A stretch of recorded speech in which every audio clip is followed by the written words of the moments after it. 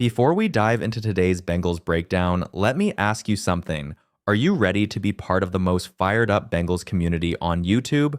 Quick timeout. If you're a real Bengals fan and you love staying sharp with the latest news, hit that subscribe button, give us a like, and smash the bell icon so you never miss a moment. Go ahead, I'll wait a second. Done? Great. Now, let's talk wide receiver depth and one name that's heating up conversations in Cincinnati, Jermaine Burton. Look, there's no denying his talent, pure, explosive, sideline burning ability. But let's be real, it's not about skill anymore, it's about maturity. Can he step up, stay focused, and earn his spot? Zach Taylor is saying good things. Joe Burrow's dropping praise. Even T. Higgins has shown support. That's no small thing. When your quarterback and head coach believe in you, the spotlight's on. Still, WR3 might not even be the real target here.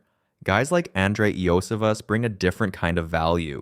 If Burton can be a WR4 and still stretch the field deep, run those go routes, impact special teams, he could become a dangerous weapon in this offense. But let's not sugarcoat it. Last year's off-field noise, that's got to be gone. No distractions, no drama. The Bengals are building something big, and Burton has a shot to be part of it, if he cleans it up and locks in. Let's keep it real. Germaine Burton still has a shot to be a valuable weapon in this Bengals offense. The opportunity is on the table. The question is, will he grab it or watch it slip away? Now, let's tackle a hot topic. Is Germaine Pratt on his way out before June 1st? Honestly, it's looking less and less likely. If a trade was going to happen, it would have happened by now. The phones have been quiet, and that silence speaks volumes. What's surprising is that the Bengals haven't cut him yet. Some whispers are floating around about a possible restructure, but let's be honest, Pratt asked out. That tells you everything. The writing's on the wall. With the linebacker room reshaping itself, hello, Demetrius Knight Jr. and Barrett Carter, this team is clearly preparing for the future. Pratt was a warrior in Cincinnati, a leader, a captain. But like all good stories, sometimes they don't last forever. The Bengals are turning the page, and it's just a matter of time before it becomes official. Now, here's a matchup fans are watching closely. Who racks up more yards, Charlie Jones or Jermaine Burton? This is where things get interesting. With Chase and Higgins locking down WR1 and WR2, the Bengals don't need either of these guys to be dominant. They just need them to deliver in the moments that count. Burton has the speed to stretch the field. He'll be the guy going deep, catching bombs when defenses least expect it. But Charlie Jones? He's the grinder, the route technician, the one who's going to make tough catches in traffic and move the chains. If Jones stays healthy, and that's a big if, he could quietly outpace Burton in total yards just by sheer volume underneath. But make no mistake, either guy breaking out could turn this wide receiver room into a nightmare for defenses. Let's break down this next debate. Who's going to be wide receiver 4 for the Cincinnati Bengals? Charlie Jones, Jermaine Burton, or maybe a dark horse like Kendrick Pryor or Cole Burgess? Here's where I stand. Charlie Jones has the edge. For now. He's the guy with slot flexibility, he's smart in traffic, and if the Bengals scheme him into quick touches, he could absolutely turn a routine play into 6 points. That's the kind of upside you need from your fourth receiver. But let's not ignore the wild card. If Jermaine Burton cleans up his game and earns that trust, week in, week out, then this conversation changes entirely. Burton has the kind of explosiveness that makes defensive backs panic. So the WR4 job, it's wide open, and that battle will be one to watch all preseason. Now, let's pivot to the middle linebacker and secondary outlook, especially with Al Golden stepping in as defensive coordinator. This is a full commitment move from the Bengals. They believe in Golden, not just as a coach, but as a culture setter on that side of the ball. He's got deep linebacker roots, and now he's being asked to shape the entire defense. The linebacker group is evolving fast. With Germaine Pratt likely on his way out, and younger names like Logan Wilson leading the charge, Golden's influence will be critical. Wilson was outstanding back in 2021 when Golden was coaching linebackers, and a return to that form could anchor this entire defense. Now, the secondary, that's a legitimate concern. No big additions, no high draft picks. It's essentially the same unit that struggled last year. But here's the bet. Golden simplifies the scheme, plays more man coverage, and gets more out of the talent that's already there. That's the challenge. Will it work? We're about to find out. And one final question. Can an undrafted free agent crack the roster and impact the defense? Absolutely. Every season, someone surprises. The Bengals have a few intriguing UDFAs on the radar, guys with raw athleticism and a chip on their shoulder. Don't be shocked if one of them earns a spot and becomes a rotational piece by mid-season. Let's talk under-the-radar talent.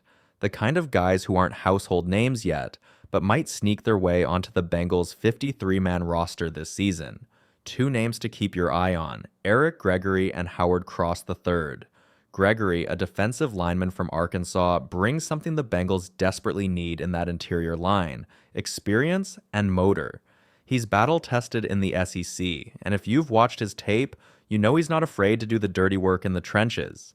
In a defensive tackle room lacking deep rotation, Gregory could absolutely carve out a role.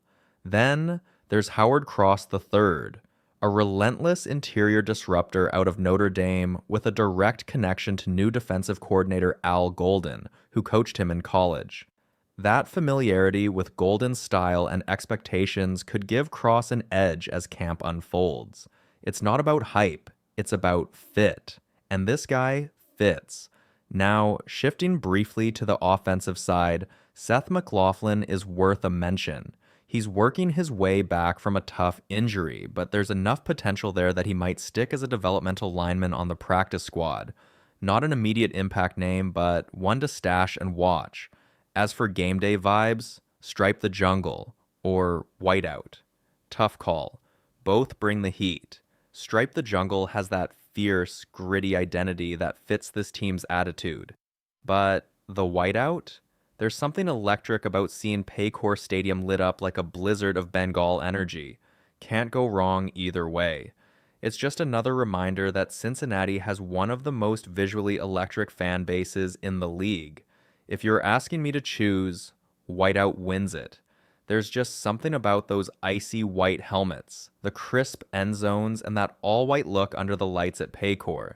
It's clean, it's fierce, it's unforgettable, and while Stripe the Jungle brings the energy and tradition, Whiteout just hits different. Now, as for the Orange Out, let's be real, it hasn't gotten its fair shot. That single game last year, a brutal opener. The Patriots walked in and left fans with a sour taste that's still lingering. It's not the concept, it's the memory. One rough night doesn't mean it won't return stronger. Next question. What kind of defensive ranking do the Bengals need to reach the Super Bowl? Here's the good news. You don't need to be elite. With Joe Burrow and this offense, a top 20 defense might be all it takes. The 2024 squad doesn't need to pitch shutouts. They just need to stop hemorrhaging points.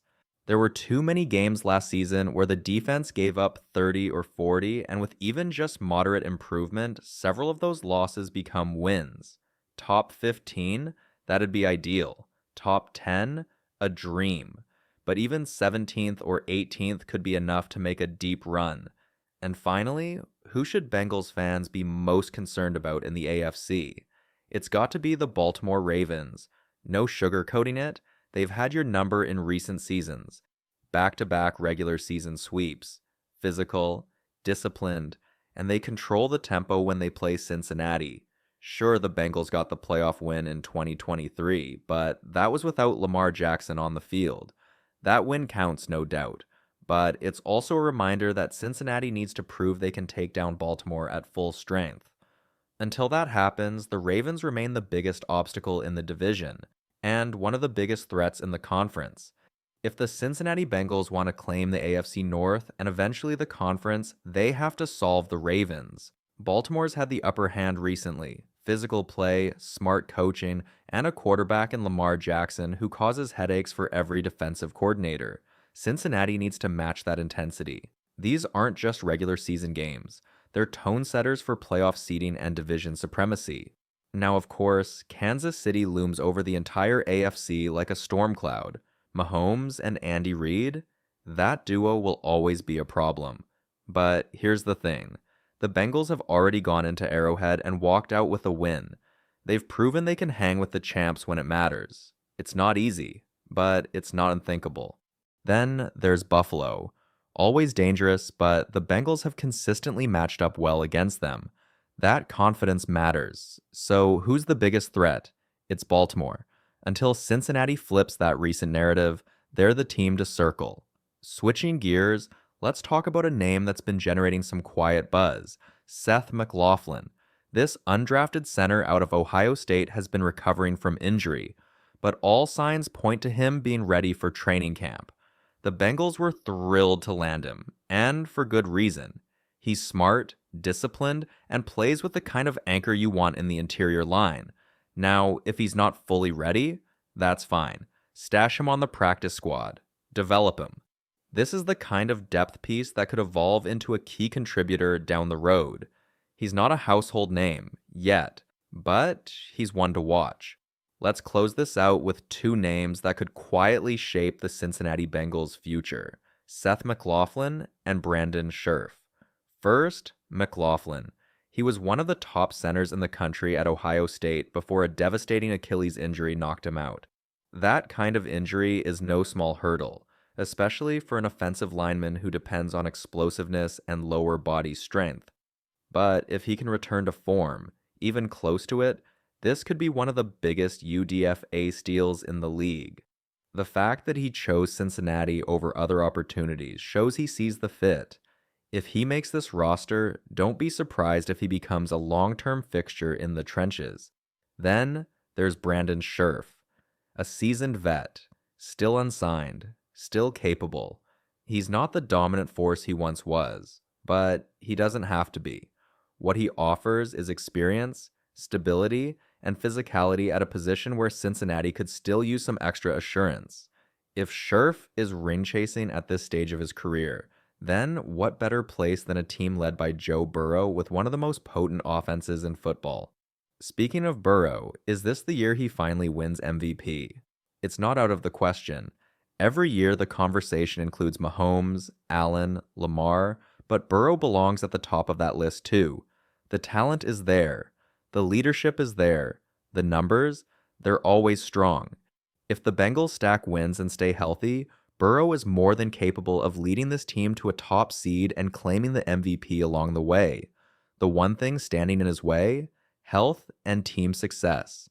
If Cincinnati wins the division and pushes for the number one seed in the AFC, the MVP conversation won't be complete without number 9 in the middle of it.